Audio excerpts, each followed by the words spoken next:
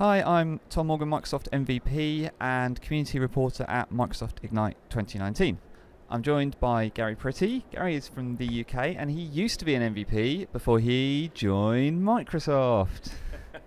Yeah, good to be here. I'm a senior engineer on the Microsoft Bot Framework SDK team, and we've been making a ton of announcements this week around Ignite. So sort of 6 to 12 months worth of work, all culminating at this one conference. And so far, it's been fantastic here talking to people about what we've been up to.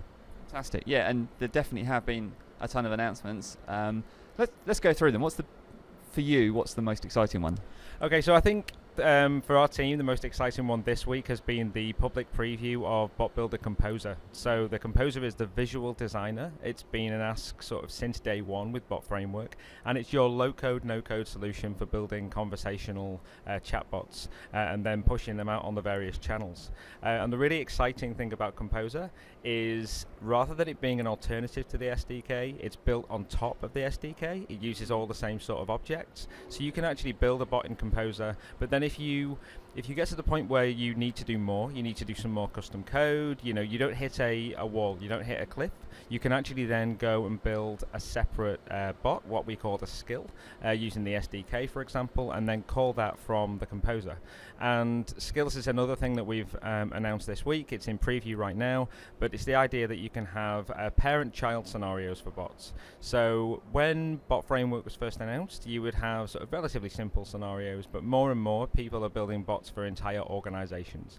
And rather than confusing people by saying, well, if you want HR, go and talk to the HR bot, and if you want, service management, go and talk to the service management bot, you can just have a single front door, and then you can call out to whichever skill that you need to. So this is like not quite the one bot to rule them all, but like a concierge, like a guidance navigation bot. Yeah, that's right. So I think all of this, if you think about some of the announcements that we made last year at Build, the virtual assistant. So we see a lot of people having this single bot, and then you can use things like the dispatch service, Lewis, Q&A maker, and skills to route people to the right place. So suddenly you can have a single bot to handle lots and lots of scenarios, but you can actually democratize the development of those bots to different departments, maybe different development teams, and then they can all come together through this single point. Got it. That's really cool. And going back to the Composer, because that's amazing. That's really cool. How do I do that? Is there an app? How does it work? So it's all a completely open source web app. So the fantastic thing is you can go and dig into the source for this. It's in GitHub right now. It just went public this week. So best place to go right now for Composer and probably all of our announcements is github.com/Microsoft/bot-framework. And you're going to get links there, including to the Composer. The Composer, you can fork the repo or clone the repo, and within sort of 3 commands on the command line, you're up and running with Composer.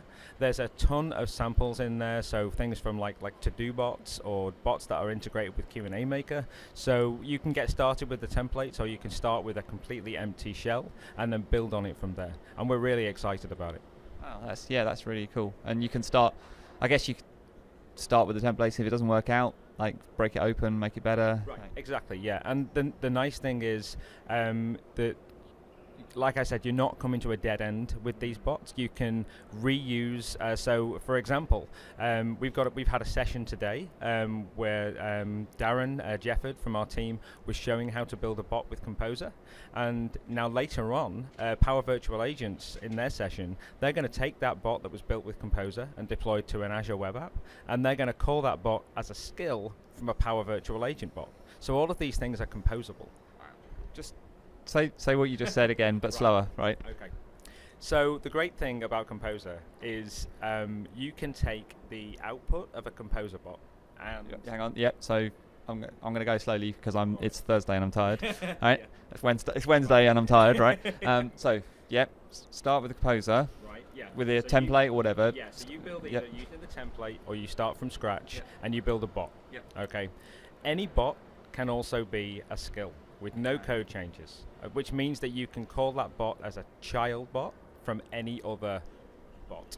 Got it, yeah. Right, okay. And so what's going to happen later in the Power Virtual Agents session is they're going to show how you can take a Power Virtual Agents bot, which is something else that got announced this week, where you can actually build, it's almost like bots in Microsoft Flow, if you like, and then you can call out to the bot that we built in Composer. So let's say you've got a non-technical user building a bot in Power Virtual Agents, and they build that bot out to handle Q&A and some basic scenarios, but then you've already invested time and effort either building a bot using the SDK or another team build a bot with Composer.